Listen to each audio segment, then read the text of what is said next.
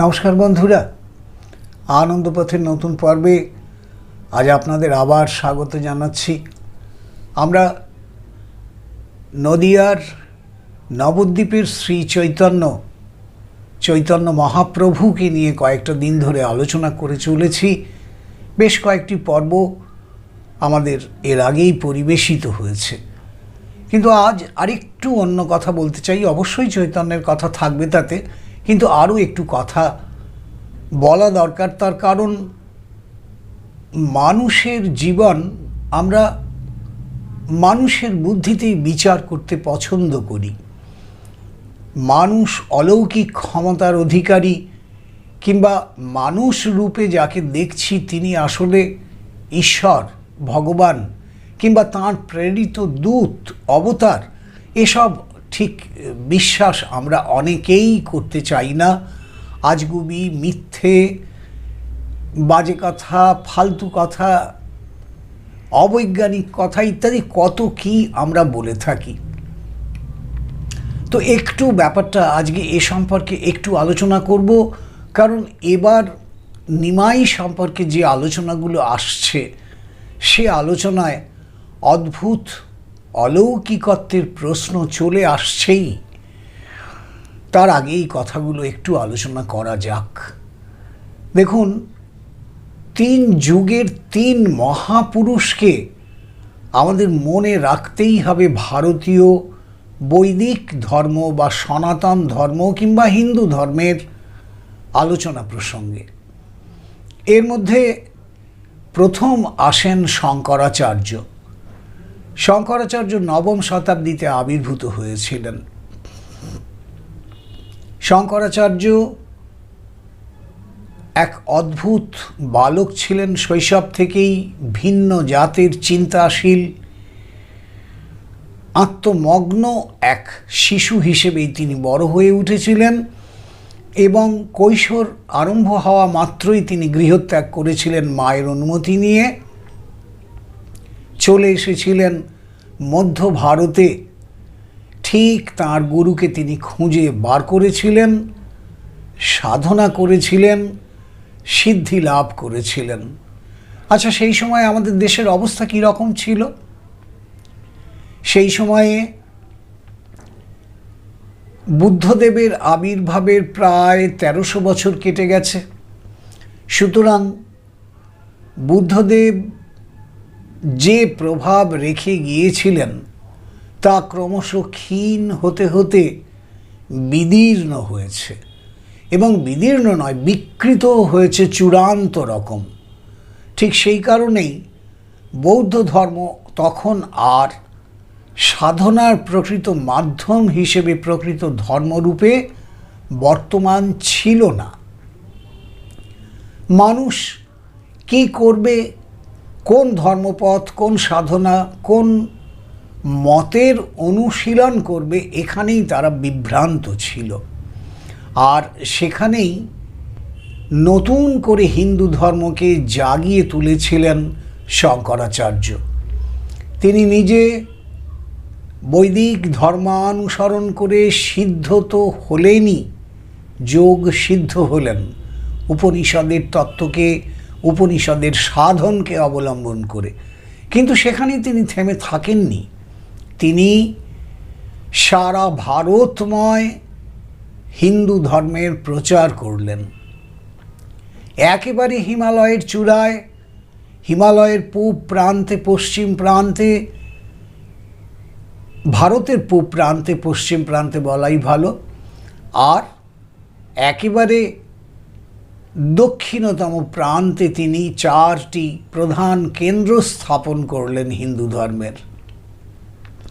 হিন্দু ধর্মের সন্ন্যাসীদের নতুন করে সংগঠিত করবার জন্য তিনি 10 নামী সম্প্রদায় চালু করলেন। সন্ন্যাসীরাই হিন্দু ধর্মের প্রাণ, সে কথা তিনি নতুন করে বুঝিয়ে দিলেন। আর অসংখ্য ব্যাখ্যা করলেন শাস্ত্রের, পুঁথি রচনা করলেন। তিনি নিজে হাতে লিখেছেন এমন কথা ভাবার কোনো মানে নেই, কারণ সিদ্ধ পুরুষের অনুসরণকারী প্রচুর শিষ্য থাকে।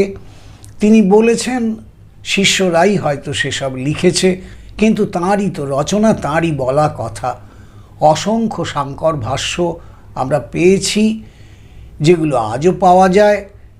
স্বল্প জীবনে কি অদ্ভুত কাজই না তিনি করে গেছেন। তাঁরও অলৌকিকত্বের শেষ ছিল না। সর্বরকমে তিনি দেখিয়ে দিয়ে গেছেন যে হিন্দু ধর্মই শ্রেষ্ঠ ধর্ম। ততদিনে কিন্তু আরব দেশ থেকে লুঠেরার দল ভারতে আসতে আরম্ভ করেছে। তারা আসছে, লুট করে নিয়ে যাচ্ছে। এদেশের সোনা দানা, এদেশের হীরা জহরত মণিমুক্তা কম ছিল না, প্রচুর ছিল। তারা সেসব লুট করে নিয়ে যেত, সঙ্গে এদেশের মহিলাদেরও, মেয়েদেরও লুট করে নিয়ে চলে যেত। এসব কথা আপনারা ইতিহাসে যথেষ্ট পরিমাণে পড়েছেন। 711 খ্রিস্টাব্দে সম্ভবত মোহাম্মদ বিন ইসাক আরব থেকে প্রথম এসেছিলেন ভারতে লুট করতে। এবার তারা যত বেশি আসতে আরম্ভ করলো এবং তাদের ধর্মের প্রচার করতে আরম্ভ করলো, হিন্দু ধর্ম তত বেশি বিপন্ন হচ্ছিল। ঠিক সেই সময়েই এই দুই জাতীয় অচলাবস্থা, একদিকে বৌদ্ধ ধর্মের বিনাশ এবং বিকৃতি, আর একদিকে ইসলাম ধর্মের প্রবর্তনের আয়োজন, এরই মাঝখানে শঙ্করাচার্য আবির্ভূত হয়ে নতুন করে হিন্দু ধর্মকে জাগালেন, প্রতিষ্ঠা করলেন। তাই তিন মহাপুরুষের মধ্যে প্রথমে শঙ্করাচার্যের কথা বলতেই হয়। বেশ, এও না হয় হলো। এবার দেখুন, এই মধ্যযুগে এলেন শ্রী চৈতন্য। শ্রী চৈতন্য নদিয়ার নবদ্বীপের জগন্নাথ মিশ্রের ঘরে শচীমার কোল আলো করে জন্মেছিলেন। ভয়ঙ্কর দুরন্ত বালক, অত্যন্ত বুদ্ধিদীপ্ত, সর্বশাস্ত্রে দ্রুত পণ্ডিত হয়ে উঠলেন। ভারতের তখন পাণ্ডিত্য প্রদর্শনের প্রতিযোগিতা চলত। দূর দূর অঞ্চল থেকে পণ্ডিতরা নিমাইয়ের সঙ্গে তর্ক করতে এসেছিলেন বারবার। সকলেই পরাস্ত হয়ে ফিরে গেছেন। নিমাই কারো কাছে কোনোদিন পরাস্ত হননি। এই মানুষটি যে সময়ে আবির্ভূত হলেন, সে সময়ে সমাজ একেবারে জাতিভেদে দীর্ণ। ব্রাহ্মণ্যবাদ এবং কৌলিন্যবাদ চলছে। কুলীনরাই সমাজের মাথা। তারা বহু বিবাহ করে, তারা সতীদাহ করে, তারা পূজা আর্চা করে, ধর্মের নামে উৎসব করে, প্রচুর মানুষকে খাওয়ায়, কিন্তু প্রত্যেকের বসার জায়গা আলাদা। ব্রাহ্মণ এক জায়গায় বসবে, আবার ক্ষত্রিয়, বৈশ্য, শূদ্র প্রত্যেকের বসবার জায়গা আলাদা। যখন ব্রাহ্মণরা আসবেন তখন এমনকি বৈশ্য শূদ্রেরা সেখানে উপস্থিত হতে পারত না, কেউ কারো ছায়াও মারাতো না।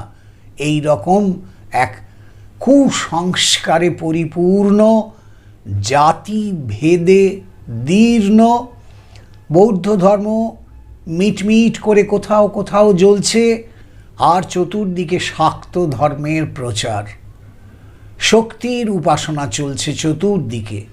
এইভাবে সমাজ চলছিল। সেই সময় শ্রী চৈতন্য আবির্ভূত হলেন। বাংলায় তিনি কৃষ্ণ প্রেমের বন্যা বাওয়ালেন। যে যেখানে যে জাতের হোক, যে শ্রেণীর হোক, যে বর্ণের হোক, দরিদ্র হোক, ধনী হোক, পূজার আয়োজনের প্রয়োজন নেই, অর্থের প্রয়োজন নেই, সংসার ত্যাগ করে সাধনারও প্রয়োজন নেই, শুধু কৃষ্ণ নাম বলো। কি সহজ সমাধান তিনি করে দিলেন। তিনি বললেন যে ওরে, একবার কৃষ্ণ নাম মুখে আনলে শত জন্মের পাপ চলে যায়। তাই পাপী পাপী যে কথা বারবার শুনতে হতো নিম্ন বর্ণের মানুষদের, তিনি বললেন কেউ পাপী নয়, আমরা সবাই সেই পরমেশ্বরের সন্তান। ভগবান শ্রীকৃষ্ণই আমাদের সৃষ্টি করেছেন, আমরা পাপী হব কেন? শুধু এটাই পাপ যে আমরা তাঁকে ভুলে রয়েছি। তাঁকে মনে করো, প্রভুর নাম স্মরণ করো। তাই তিনি নতুন করে নাম দিলেন গোটা দেশে ছড়িয়ে, হরে কৃষ্ণ কৃষ্ণ কৃষ্ণ হরে হরে, হরে রাম রাম রাম হরে হরে। এই মন্ত্র যে জপ করবে তার কোনো পাপ থাকতে পারে না, বরং সর্বপাপ স্খলন হয়ে তার মুক্তি হবে। এত সহজ যে কোনো ধর্ম হতে পারে, এত সহজে যে ধর্মাচরণ করা যেতে পারে, জাত ভেদের কোনো বৈশিষ্ট্য কিছু বজায় রাখতে হবে না, শুধু তোমার ইষ্টকে তুমি ভালোবাসো আর তার নামটি মুখে নাও, এতেই সব। এই সহজ সমাধান তিনি দিয়েছিলেন। তিনি তার সমস্ত জীবন বাংলায় কাটাননি, তিনি চলে গিয়েছিলেন নীলাচল পুরীধামে। এবং আমরা সকলেই জানি সেখানে হঠাৎ তিনি অন্তর্হিত হয়েছিলেন। এর মধ্যেই আমার কাছে বেশ কয়েকটি অনুরোধ চলে এসেছে যে শ্রী চৈতন্যের অন্তর্ধান বিষয়ে আলোকপাত করুন। সে তো শেষের কথা, এখনই কেন আলোকপাত করব? আর এর চেয়ে রহস্যময় বিতর্কিত ব্যাপার আর কিছু হয় না। তবুও সময় আসুক, নিশ্চয়ই আলোচনা করব। সেই রহস্যময় আলোচনার বিষয়টি ছাড়াও আমাদের গভীরভাবে ভাবতে হবে যে সেই জাতপাতের শ্রেণী বিভাগ, তন্ত্র শাক্তের বিপুল আয়োজনের মাঝখানে দাঁড়িয়ে নিমাই শ্রী চৈতন্য সমাজকে কি দিয়ে গেলেন। সমাজের সমস্ত ভেদাভেদ তিনি ঘুচিয়ে দিলেন, জাতিভেদের কুপ্রথাকে বিসর্জন করে দিয়ে শুধু নাম মাহাত্ম্য প্রচার করলেন। তাঁর নামটুকু নিলেই ধর্মাচরণ। তাই এই মহাপুরুষ, এই যুগ পুরুষ, এই অবতার পুরুষকে আমরা কেমন করে ভুলে থাকি। সর্বশেষে অল্প কিছুদিন আগে, এই 150-200 বছর আগে ঠাকুর শ্রী রামকৃষ্ণ আবির্ভূত হলেন হুগলি জেলার কামারপুকুর গ্রামের গদাধর। এই গদাধর নিজের মতো নিজে আবিষ্ট হয়ে ছেলে মানুষই করেই তার গ্রামে দিন কাটাচ্ছিল। দাদার সঙ্গে কলকাতায় এসে সে ঝামাপুকুর এলাকায় দাদার সঙ্গেই বাস করতে শুরু করেছিল কলকাতায়। সেখান থেকে রানী রাসমণির মন্দির প্রতিষ্ঠার নানা কাজে রামকুমার যখন বিভিন্ন নির্দেশ দিলেন, তখন রামকুমার ভাইকে নিয়ে সেখানেই এসেছিলেন। এভাবেই দক্ষিণেশ্বরের মন্দিরে ঠাকুর শ্রী রামকৃষ্ণের আগমন। তারপর কি অদ্ভুত ব্যাপার। সে সময়ে সমাজ ব্যবস্থাটা আমরা একবার ভেবে দেখি। সে সময়ে অবশ্যই কৃষ্ণ প্রেম সমাজে চালু রয়েছে, শাক্ত ধর্মও রয়েছে, দুর্গা কালী সমস্তই পূজা হচ্ছে, তাছাড়াও বৈষ্ণব ধর্ম বেঁচে রয়েছে, সবই রয়েছে। কিন্তু মানুষ সবচেয়ে বেশি প্রভাবিত রাজধর্মের দ্বারা, ব্রিটিশদের দ্বারা। একদল মানুষ তৈরি হয়েছে যারা হিন্দু ধর্মকেই তুচ্ছ করে, হিন্দুর সমস্ত ঐতিহ্যকে কালচার অফ নেটিভ বলে তারা মনে করে। তারা নিজেরা কালো অথচ কালা আদমি বলে সাধারণ মানুষকে ঘৃণা করে। তারা ভারতীয় সংস্কৃতিকে ঘৃণা করে, ভারতের দেবদেবীকে পুতুল খেলা বলে। এই বিচিত্র পরিবেশে অবিশ্বাসী অথচ সত্য অনুসন্ধানের জন্য এতটুকু তৎপর নয় এমন একদল মানুষের মাঝখানে দাঁড়িয়ে ঠাকুর শ্রীরামকৃষ্ণ হিন্দু ধর্মের প্রত্যেকটি ধারার সাধনা করলেন। তিনি বৈদিক মতে যোগ সাধনায় সিদ্ধ হলেন, তিনি তন্ত্র সাধনা করলেন, তিনি বৈষ্ণব সাধনা করলেন, তিনি মসজিদেও গেলেন, ইসলাম ধর্মকেও বুঝে নিলেন, গির্জাতেও গিয়েছিলেন। সব শেষে তিনি বললেন যে যত মত তত পথ। কি মহান সত্যকেই তিনি ঘোষণা করে গেলেন। তিনি বললেন একটা পুকুর ঘাট, একটা পুকুর, তার চারদিকে চারটে ঘাট। কেউ বলছে জল, কেউ বলছে পানি, কেউ বলছে অ্যাকুয়া, কেউ বলছে ওয়াটার। সবাই একই জিনিস নিচ্ছে, শুধু নামটি আলাদা। ঈশ্বর এক ও অভিন্ন, ধর্মমত আলাদা, তাই তাকে আলাদা নামে ডাকা হচ্ছে। এই মহাপুরুষ সমস্ত জগৎকে নতুন করে পথ দেখালেন। ধর্মের ভেদাভেদ, গ্লানি সর্বস্ব দূর করে দেবার জন্যই যেন তাঁর এই আধুনিক যুগে আবির্ভাব ঘটেছিল।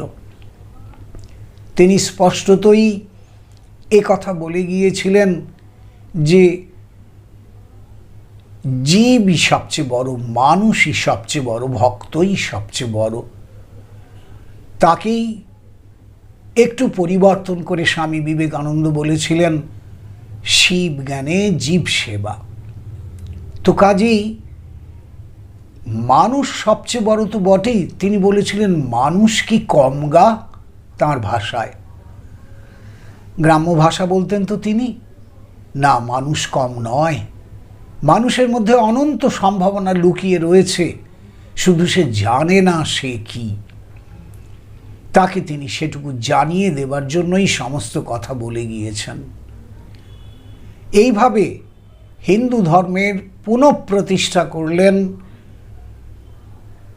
চার্চ নয়, বাইবেল নয়, কিংবা ইসলাম ধর্মের প্রতি আকর্ষণেরও কোনো প্রয়োজন নেই। তোমার ঘরেই সব আছে। তোমার সনাতন ধর্ম তোমাকে সব দিতে পারে, এখানে সব কিছু আছে। তুমি কোন মতে কি সাধনা করতে চাও, ত্যাগীর কঠিন জ্ঞান সাধনা, তাও তুমি করতে পারো। তুমি বিজ্ঞানসম্মত যোগ সাধনা করতে পারো, তুমি ভক্তির সাধনা করতে পারো, কালী দুর্গার সাধনা করতেও বাধা নেই, কৃষ্ণ প্রেমে ব্যাকুল হতেও কোথাও অসুবিধে নেই। সব আয়োজন এই হিন্দু ধর্মের মধ্যেই আছে। এইভাবে তিনি সমাজকে সেই মহান সত্য আবার সামনে তুলে এনে দেখিয়ে দিয়ে গেলেন। এ ঘরে ও ঘরে যেতে হবে না, এই সনাতন ধর্মের মধ্যেই আসল সাধনার সমস্ত পথ রয়েছে।